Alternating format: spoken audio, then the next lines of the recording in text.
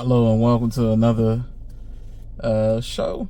I'm your host Dre, and this is actually like the fifth reshoot of this video that I had because every single day I felt like this whole situation kept changing and evolving a bit, and it's peculiar, it's perplexing, it's sad as fuck in a lot of ways. I know I try to make my channel a positive channel, so just a warning. There may be a good bit of profanity. So this is my thoughts on the whole Just Pearly things, but I don't really want to stay there too long because I feel we are the biggest story. For those who don't know, there's a YouTuber who's big in America and the UK by the name of Just Pearly Things. She's a white woman, and she is somebody who, I guess you could say, is active in the manosphere.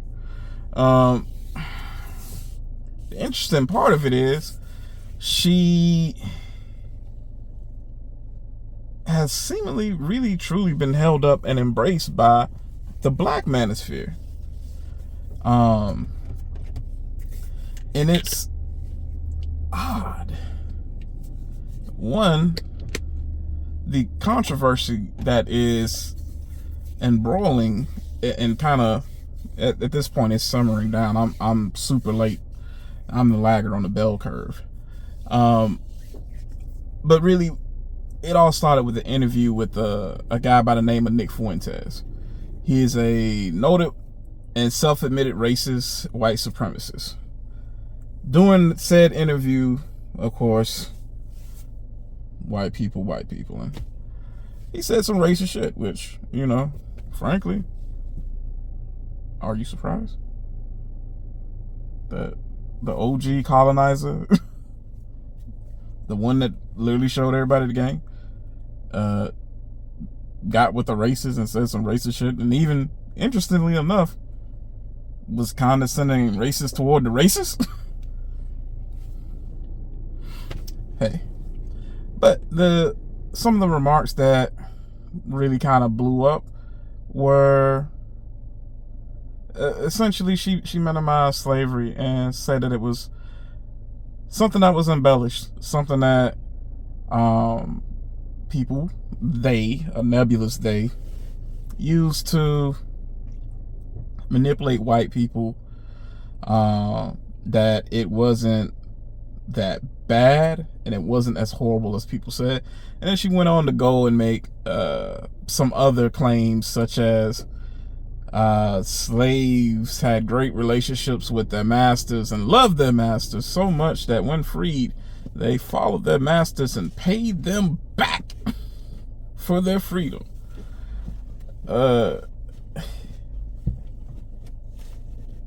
I shouldn't need to say that's dumb as fuck and absurd as hell, but that's dumb as fuck and absurd as hell. Everybody, when they talk about slavery, they talk as if these people had land, these people had resources, really as if they had somewhere to go. And when you put things into context of, like, yo, if somebody took your name, your bank account, all your possessions, and you simply would drop somewhere with the clothes on your back, how successful do you think you would be? And when you put in the context of what black people were able to achieve in literally a generation, I think it is amazing. And slavery is not this long ago thing. I and a lot of my cousins are separated from actual slaves by one generation, one person actually. My great grandmother, she basically was just shy of 100. Born 1896. Her parents were slaves, both of them. She was one of their youngest children. And the things that they went through.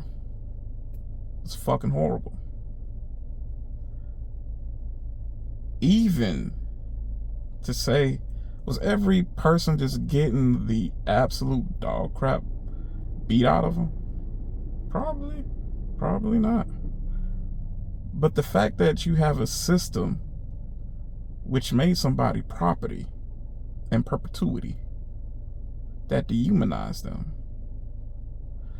that misquoted the Bible and invented scientific racism to justify their enslavement. That is horrible.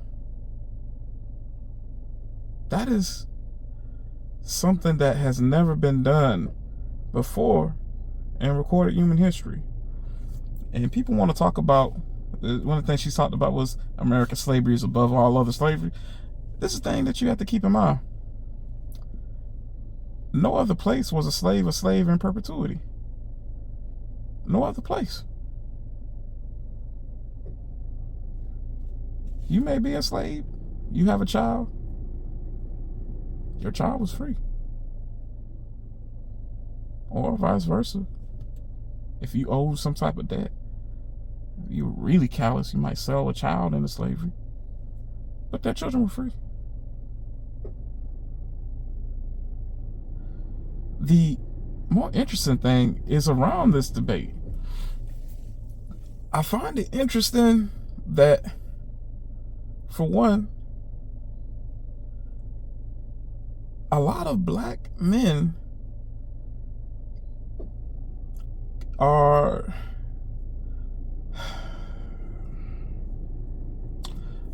there's a lot of coon ass Negroes out there who are caping for this white girl, holding her up and shielding her from the ridicule that she rightfully deserves. And for me personally, in my brain, does not make a lick of fucking sense. The fuck is wrong with you? And the crazy thing about it is, this is how you know this is whole thing is just batshit fucking crazy. You had men like King Coon, Obsidian Ali, TLA, and a litany of others coming out, and there were some guys that did back them up, but the most prominent voices, I guess you would say some of the loudest voices in the space, were pedestalizing her, backing her up, and shielding her from criticism. While the women who were adjacent to the space, the women who, I'll be frank, a few of them I really rock with. One of them, I in particular, I think of her as like a bit, it sounds weird to say this, but I think of her kind of like a big sis, because we've been having discussions on her show for like 2 or 3 years now. But people like Courtney Michelle, Danica Marie, Miss Crimson Cure. How the fuck you got beef with Crimson Cure? Just think about that. Courtney, I can understand. Courtney ain't no punk. She is strong-willed and opinionated. She gonna say how she feel, and it is what it is. Okay, you might rub some folks the wrong way. Danica Marie, she a real one too. Miss Crimson Cure, she don't beef with nobody. Like, she seems like one of those people. I bet you if you went over to her house, she would probably cook so much, like, just leave you stuffed. One of the most sweet people in the goddamn space. How the fuck you come for her? And it's so many others as well. In the aftermath of this, what I find really, really odd is this back and forth that has developed between, as I called him before, King Coon himself, the 5'2" minister of nothing, the emperor of sabotage, Mumia Obsidian Ali. He is like a broke clock. There are a few times where he makes some good points, but most of the time, it seems like he is pulling at straws and setting up straw men and making arguments to argue against that people never said and never represented, instead of trying to or having an actual debate on the merit of the ideas. And he had a 6-hour live stream basically inviting some of the most vocal voices in the space to come on, essentially being an informant, naming names, being the ops. But what I saw, I think it was probably like 6-7 hours long in that live stream, was a lot of dudes who were practicing the art of deflection. These niggas was weaving like goddamn Goku and Ultra Instinct. You could not touch these son of a bitches. Yeah, how dare these women talk about just pretty things? Oh, wait, nope. Somebody come up and make a point, try to hold her accountable. What? How dare you? What about Chicago? What? No. Yeah. It's like, bruh. What the fuck Chicago got to do about anything? The outrage is this woman was disrespectful. I find it really interesting and hypocritical that these same people who will minimize shared experience by many American descendants of slaves will point to an experience shared by other peoples and hold a reverence and respect for it. These same people wouldn't say anything near what they said about the Holocaust. They wouldn't. They absolutely would not. And the thing that really personally upset me about this whole situation is this. They are not representative of black men. And I'm speaking mostly about Mumia. The men that I know, the men that I've surrounded myself with, the men that I truly consider my circle, and even the men that I know in the manosphere space itself, I might be way off base, but I doubt it. But I would say guys like Mr. Z is fucking solid. I know some solid guys over here. I know solid guys in my life, in my frat, that are my friends, my co-workers. I put it like this. I've had conversations with women who have told me about some of the types of guys that they ran into, have told me about guys like this. And a lot of times I'll be like, yeah, they exist, but I don't know any of them. I've never seen any of them. And I feel it's really sad. And it is really shocking to me, because I'll be frank, I did not think Black America, for lack of a better term, had such a coon problem. And I'm saying that word because it is what it is. You can put whatever you want to try to dress it up. You can put lipstick on a fucking pig. That's still a goddamn pig. So if you want to get down in the mud and kiss her, go ahead. The fact of the matter that somebody like Obsidian would try to throw the women who came out with the quickness to say, hey, yo, look, don't put your fucking mouth on my community. And that was the most disheartening thing about it. The women The women were on code. The women did what was supposed to be done. And they got backlash. They got slandered. And I want to be real clear, because I'm even within certain channels and spaces, like even within his own chat, you saw a whole lot of raccoon emojis. But you saw a whole lot of people caping as well. And it was a 50-50 mix. And that's the part. That's the part that's really scary. And yeah, you had some guys come out too that stood on it.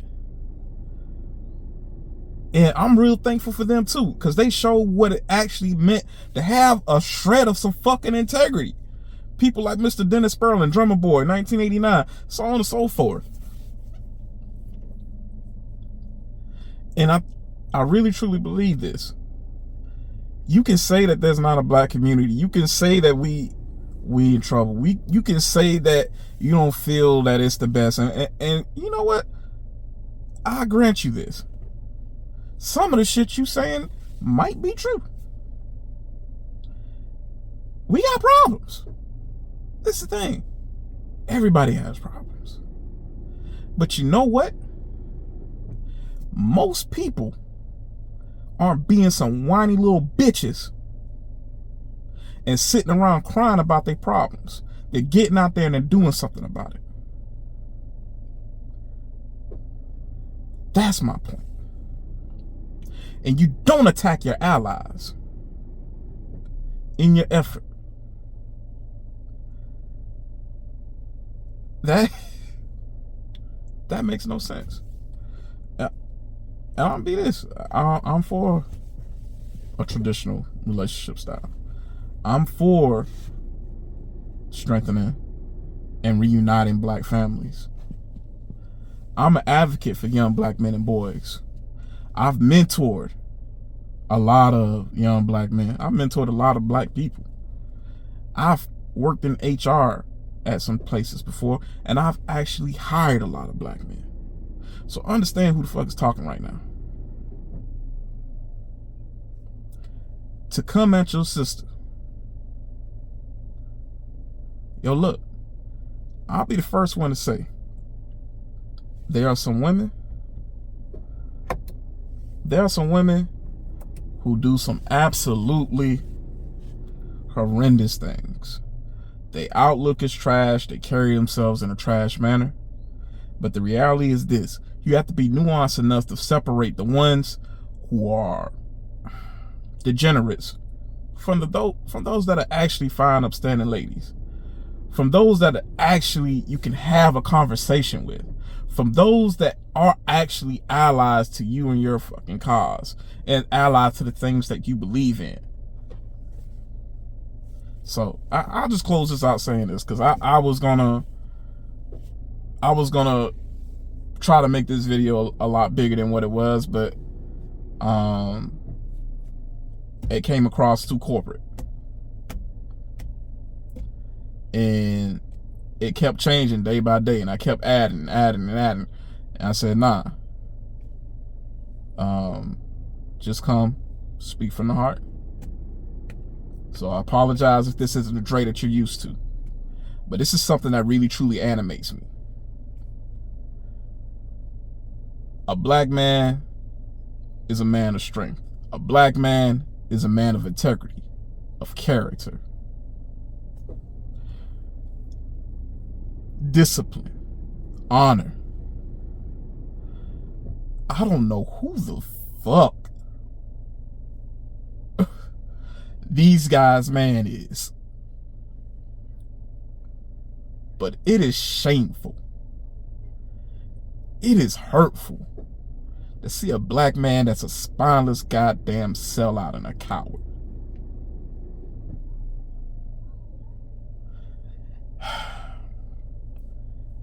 And to the ladies that actually was out there, like first responders on the scene, calling the BS out from day one, And to the guys that did as well. Like, yo, thank you. Sometimes it feels like I'm living in a goddamn Boondocks episode and none of this shit makes any goddamn sense. I have, oh God damn it.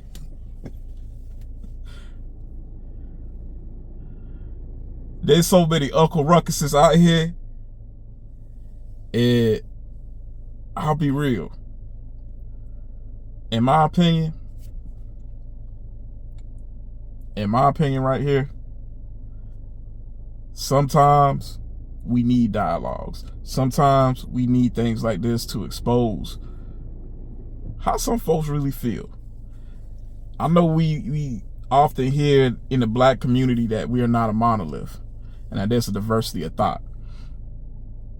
Here's some food for thought. In order to be a tolerant society, there must be things that you are intolerant of. So while the black community is not a monolith, there are certain things that are not up for discussion. One being the disrespect of the fucking heritage of 44 million people walking around here in this goddamn country.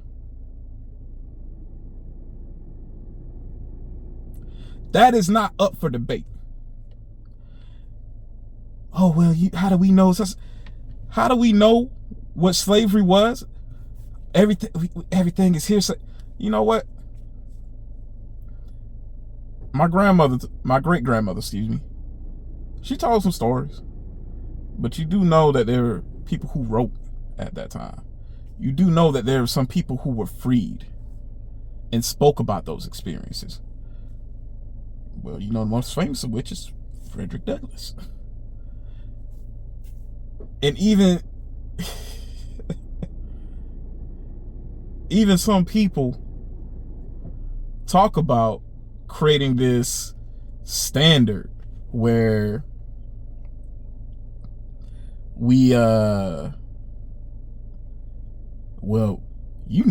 we can't hold anybody else accountable for such and such unless we all get on the same page. If we not all on the same page and we all are in agreement with this, then how can we expect such? Yo, look, there ain't no people that's 100% on anything. And honestly, one of the strengths of black people is that we are able to get on one accord in a lot of different ways. More so than most people would give us credit for. And this is the thing. I don't give a damn what you think. It's not okay for somebody to disrespect you. It is not okay for somebody to disrespect you. It's not okay for somebody to talk about and diminish the heritage and experience of your ancestors. And I'll say this too, for the pasty white girl. She said she's against reparations. And a lot of black folks that came out defending her like, oh, well, you know, I'm not necessarily for reparations either. You know how you close the wealth gap? You know what the cause of a lot of problems in the black community is? It's wealth related. And you know what's not up for debate? Reparations. It's already been given. There are several people who have got their reparations. There have been the Japanese. There have been Jews, which, think about it, that was Hitler them, not us. Been Jews, Native Americans, and white slave owners. I was told I was going to get 40 acres and a goddamn mule, and I want my fucking mule on 22s. So, if reparations is a goddamn problem, that's cool. Tell everybody else, run Uncle Sam his money back. When we make some of these arguments, and we have people that make some of these things, you sound stupid as fuck. Because you're literally arguing against the very thing that you claim to be advocating for in a lot of instances. And you know what? I'm sorry. I'm not trying to turn into a pastor today. So I'm going to go ahead and leave with this. It's not okay to disrespect anybody or any community. But I'm not tolerating disrespect of my own community. That being said, as somebody who considers themselves an advocate for young boys and men, and that's where they put a lot of their effort in trying to help others advance and better themselves, I find it despicable that many of the ones who put themselves out front to be some of the loudest voices are conducting themselves in such a cowardly, embarrassing manner. They aren't representative of the men that I grew up with, that were strong, that damn sure wouldn't tolerate that shit. Hell, a lot of them probably start to fight your ass. And to the women, thank you. And just know that I know it probably doesn't mean much coming from somebody that has just under 24 subs. But to the women and people like Drummer Boy and Dennis Sperling, thank you for actually saying something. Thank you for letting the rest of us know that we ain't fucking crazy. Thank you for actually having some integrity and actually being an accurate representation of what I feel the black community actually is, what most of us actually feel, and displaying the character and integrity and fierceness that we have as a people, as a collective. So, that being said, thank you for rocking with me. Hope you all have a great night. Please leave your thoughts down below in the comments. I'm going to put my email in the description if you'd rather do it there. Like, comment, share, subscribe. Don't take no shit from nobody. Okay, so I used to work in sales. I used to sell copiers, and that was a horrible job. I hated it. I had to quit that job. But I just wanted to say thank you to all the crazy women on this app, all the beautiful, majestic creatures, all of the, baby mothers, all of the ones talking their shit, whatever. Thank you for giving me a job, because I hated selling copiers, and now I get to talk about you guys for a living. So thank you. We are the best Karens. Yeah, we do Karen it better than anyone else. That's true. Yeah, that's not sure that's like something to be proud of. It kind of is, though. Actually, I'm actually in a way kind of like pro Karen. Karens are needed. I'm not saying sometimes we're in the wrong, but I honestly think like Karens are the ones that do the shit that no one else wants to do. Now, you might have been on the negative end of the Karen stick, right? But they all probably wanted you fired or wanted you blacklisted, right? Karen's just the one that did it. Yeah, that's right. So from my point of view, if the guy next door is having this loud party and I'm the one that goes and complains, everyone wanted it to stop. That's right. I'm pro Karen. I am too. They're upholding the standards in society. The only times I'm on time for things is when I like get the time wrong, when I think I'm supposed to be there way earlier than I'm actually supposed to be there. Because I thought I was supposed to be here at 3. Oh, really? That's why I texted you.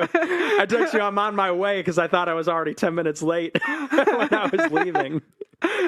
Yeah, well, it's okay. Blessing was more late African. Well, he's black. Yeah. What? The way they put American slavery as above all different types of slavery, almost, where, because I read Sowell, so he talks about, oh God, this is going to get me in trouble.